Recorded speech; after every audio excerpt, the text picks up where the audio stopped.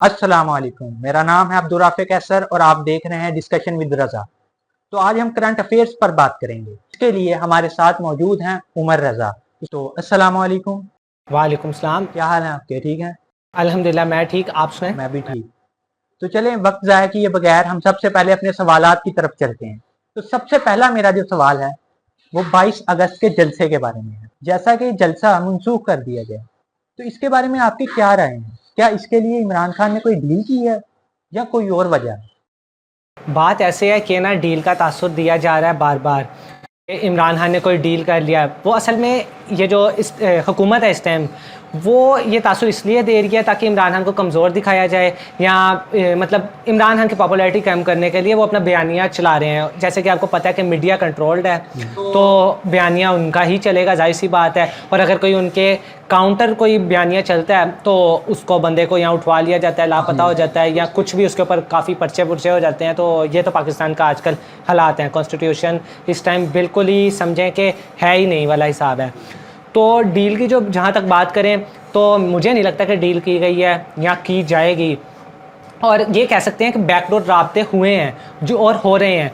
और इसका मतलब ये होता है कि मीटिंग जो है ना, मतलब मीटिंग है, बैकडोर जो भी डायलॉग है, डायलॉग को डील नहीं कह सकते। डील वो होती है जो नवाज शरीफ ने की, 3 दफ़ा एनआरओ लिया, 15 दफ़ा लोगों की मतलब इस हुकूमत के बीच में इस्टेब्लिशमेंट के साथ मिल के उसने कुछ ना कुछ दूसरी हुकूमत या अपने ओपोनेंट्स के साथ गलत करने की उसने कोशिश की। वो होती है डील।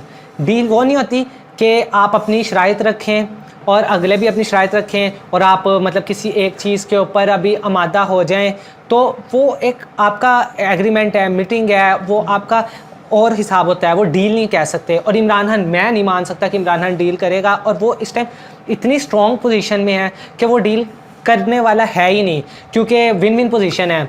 अगर तो इमरान खान ने डील करनी होती तो वो 22 अगस्त के जलसे में ही क्यों डील करता, रातों रात क्यों डील करता, जबकि उसे पता है कि करोड़ों लोग, लाखों लोग रैली से निकल के आ रहे हैं। ये सिर्फ रैली केपी के से नहीं आ रही थी, पंजाब में आ रही थी। हालांकि पंजाब और इस्लामाबाद पूरा सील था। पंजाब के जो एरियाज़ थे ना, जो बाहर जाने का है, जीटी रोड, मोटरवे वगैरह, वो भी प्रॉपर सील थे और गाड़ियाँ चेकिंग की जा रही थी कि जौन सी गाड़ियों में कोई झंडे या पीटीआई के कुछ भी है तो उनको रोका जा रहा था। फिर भी अवाम पहले से जलसे की तैयारी में थी। तो इमरान खान को इस बात का इल्म था, और वो अगर डील करे इस बात पे तो उनकी पॉपुलैरिटी, जैसे हीरो हैं तो वो ज़ीरो फौरी तौर पे हो सकते हैं। डील ये नहीं की गई आपके मुताबिक, लेकिन फिर इसकी क्या वजह थी जो क्यों की गई है? ज़राए के मुताबिक जो मेरे पास इंफॉर्मेशन है ना, उसमें ये है कि इस्टेब्लिशमेंट ने ना रात को किया है सीएम जो है केपी के अली अमीन गंडापुर के साथ राब्ता के हालात ख़राब हो सकते हैं, तो आप ना हमारा सालसी का किरदार अदा करें दरमियान में कि इमरान खान से बात करें। तो उन्होंने यहाँ जलसा मनसूख कर दें। पहले तो उन्होंने कहा जलसा मनसूख कर दिया जाए, तो अली अमीन गंडापुर ने कहा कि नहीं, हम लोग एक भी कदम इमरान खान की इजाज़त के बगैर नहीं ले सकते।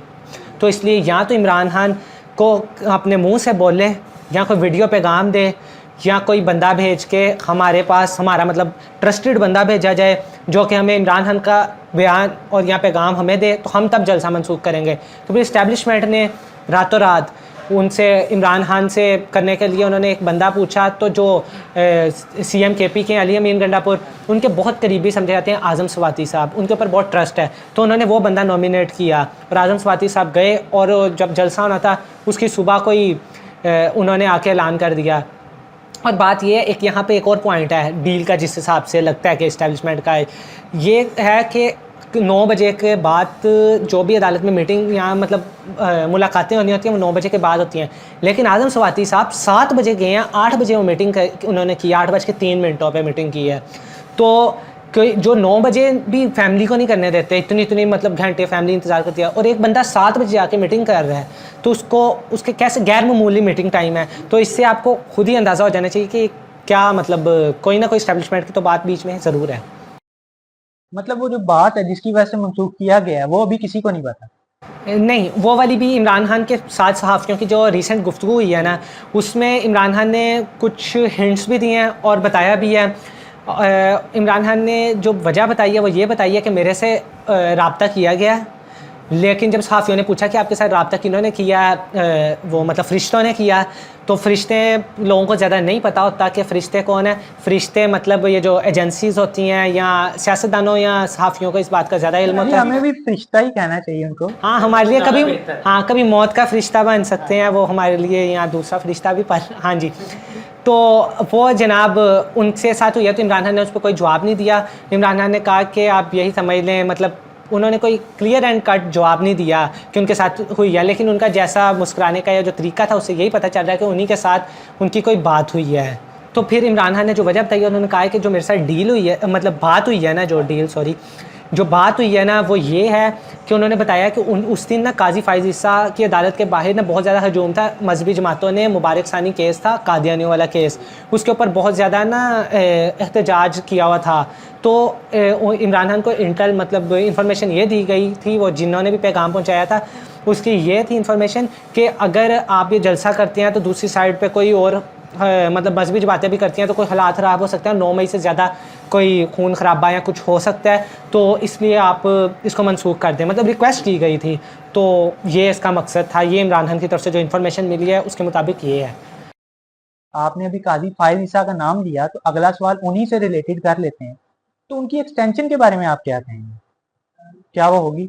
उनके एक्सटेंशन का मामला बड़ा गर्मा-गर्म है आजकल। मियाँ नवाज़ शरीफ की एक मैं आपको इन्फॉर्मेशन देता जाऊँ आपके प्रोग्राम के तवज्जुह से, कि मियाँ नवाज़ शरीफ कुछ दिनों में लंदन फ़रार होने वाले हैं। अच्छा, ये तो ब्रेकिंग न्यूज़ है। जैसे हमेशा फ़रार होते हैं वैसे ही होने वाले हैं। और अभी इमरान खान से कल जो गुफ्तगू सहाफ़ियों की है, इमरान खान ने भी उसमें भी हिंट दिया था, बल्कि एक बयान दिया था कि नवाज़ शरीफ बिल्कुल अपना बैग तैयार करके बैठा हुआ है, बस वो किसी चीज़ का इंतज़ार कर रहा है और वो लंदन फ़रार हो जाएगा। और जो उसके बाद हमें इन्फॉर्मेशन ज़राए से मिली है, उसमें हमें पता चला कि नवाज़ शरीफ रेडी हैं लंदन जाने के लिए। अगर उनकी एक मामला अड़ा हुआ है, अगर वो हो जाता है तो तब वो नहीं जाएंगे, वरना वो फ़रार हो जाएंगे। और वो मामला क्या है, आपने जैसे सवाल किया काजी फ़ाइज़ ईसा की एक्सटेंशन का, तो काजी फ़ाइज़ ईसा की एक्सटेंशन ही मामला है। अब ये लोग आईनी तरमीम करना चाह रहे हैं, उसके लिए इनको 2/3 मेजॉरिटी चाहिए, लेकिन ये जितना भी कर लें, JUIF मौलाना फजल रहमान को साथ मिला लें या जिस भी पार्टी को मिला लें, ये नंबर गेम नहीं पूरी कर सकते। इवन सेनेट में भी नहीं कर सकते, और मतलब ऐवान बाला में भी नहीं कर सकते, और ऐवान ज़ेरी में भी नहीं ये लोग कर सकते। तो बहुत मुश्किल लग रहा है, इसीलिए नवाज़ शरीफ अपना कोशिश कर रहे हैं कि वो जल्द अज जल्द फ़रार हो जाएँ ताकि बाद में पकड़ उनकी ना हो जाए। अच्छा, यहीं पे एक और सवाल भी आता है कि नवाज़ शरीफ जो फ़रार होने की अभी आपने बात की है, क्या वो अपनी हुकूमत को लेकर फ़रार होंगे? इसका मतलब कि क्या उनकी हुकूमत के दिन गिने जा चुके हैं? जी, जी, दिन तो गिने पहले से जा चुके थे, उस दिन से जा चुके थे जब से इमरान खान को अदालतों ने रिलीफ देना शुरू किया। जब से जजेस जो हैं वो अपने हक़ के लिए खड़े हुए, जजेस ने कहा कि हम प्रेशर नहीं लेंगे, जब जजेस ने दबाव ख़त्म किया इस्टेब्लिशमेंट का, एजेंसीज़ का या पॉलिटिशियंस का, उस दिन से इनके गिनती उल्टी शुरू हो चुकी थी। इनकी बहुत जल्द हुकूमत गिर सकती है, और ये सिर्फ हुकूमत जो जिस पिलर पे खड़ी है, जिसके आसरे खड़ी है कह सकते हैं, वो इस्टेब्लिशमेंट भी नहीं है, और वो सिर्फ काजी फ़ाइज़ ईसा है। और काजी फ़ाइज़ ईसा साहब के बारे में कहा जाता है कि वो सिर्फ नवाज़ शरीफ के बंदे हैं, वो बाकी जो PMLN है या हुकूमती इत्तेहाद या जो भी पार्टीज़ हैं ना, उनके बंदे नहीं हैं, वो उनकी गर्दनें भी काट सकते हैं, ये बात याद रखें। तो वो सिर्फ नवाज़ शरीफ के साथ है। और बाहर जाने का कि हुकूमत की बात थी कि आप वो अकेले जाएंगे, हुकूमत को भी साथ लेकर जाएंगे, तो हुकूमत तो उनकी गिरेगी। और जैसे कि इनका पहले से ही पसंदीदा मशगला या इनका वो रहा है कि फ़रार हो जाते हैं जैसे हुकूमत ख़त्म होती है। तो नवाज़ शरीफ अभी इस टाइम वो बहुत दिल बर्दाश्त अंदर से बहुत टूटे हुए हैं, तो वो ख़ुद अभी फ़रार होंगे, बाद में देखी जाएगी जब इनके मतलब बाकी ख़ानदान वाले या हुकूमत वाले जाएंगे, वो बात की बात है। लेकिन नवाज़ शरीफ अपने तौर पर फ़रार होने की पूरी तैयारी में बैठे हैं। अब एक और सवाल यहीं से आता है कि अगर हुकूमत गिर गई तो उसके बाद कौन आता नजर आ रहा है आपको? क्या इमरान खान आएंगे, PTI की तरफ से कोई नया लीडर होगा, या कोई और?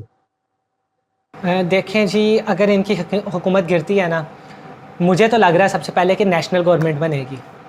नेशनल गवर्नमेंट में ये होता है कि सारे मतलब मिल के स्टेक होल्डर्स, पॉलिटिकल पार्टीज़, जैसे एक निगरान सेटअप होता है उस तरह ये एक सेटअप होता है कि वो सारे मिल के हुकूमत करते हैं।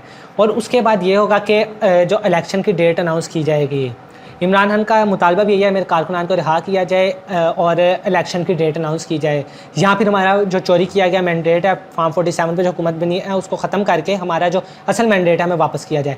तो इमरान खान कभी भी ये वाली हुकूमत कबूल नहीं करेगा जो टूटी हुई या टूट फूट का शिकार है। तो वो कहेगा नए इलेक्शन की तरफ, और नेशनल गवर्नमेंट के बाद नया इलेक्शन होगा तो उसके बाद ये मैं श्योर हूँ 101% कि हुकूमत PTI की ही आएगी और इमरान खान ही प्राइम मिनिस्टर होंगे। तो फिर आपको दोबारा इलेक्शन होते नजर आ रहे हैं? क्योंकि पिछली दफा भी इलेक्शंस को बहुत डिले किया गया था, वो कहा गया था अब हो रहे हैं, उसके बाद हो रहे हैं, अभी उसका बजट तैयार हो रहा है, लेकिन अब आपको क्या लग रहा है, क्या वक्त पे इलेक्शन करवा दिए जाएंगे या अब भी वैसे ही डिले किया मुझे जाएगा? लगता है कि इलेक्शन हो जाएंगे। ऐसा क्यों लगता है आपको?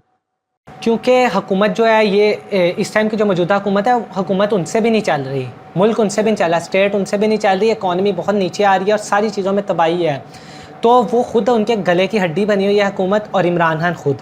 तो जनाब वो चाहते नहीं है कि हुकूमत ली जाए, वो अपने सर से उतारना चाहते हैं, और इमरान खान भी हुकूमत लेने के बिल्कुल भी मूड में नहीं है जब तक उनको उनका मैंडेट नहीं वापस मिलता। तो मेरा जहाँ तक ख्याल है कि हुकूमत खुद कोशिश करे कोई ऐसा हो मार्शल लॉ लग जाए या फिर किसी तरीके से इनके सर से हुकूमत चले जाए।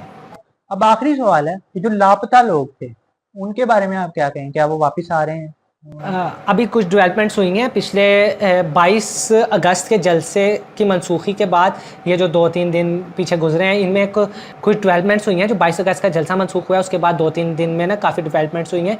उनमें एक डेवलपमेंट तो ये है कि 4-5 लोग जो हैं PTI के जो लापता अफराद थे, PTI नहीं कारकुनान भी कह सकते हैं, और मतलब पाकिस्तानी शहरी वो लापता थे, वो अपने घरों को वापस आ गए हैं।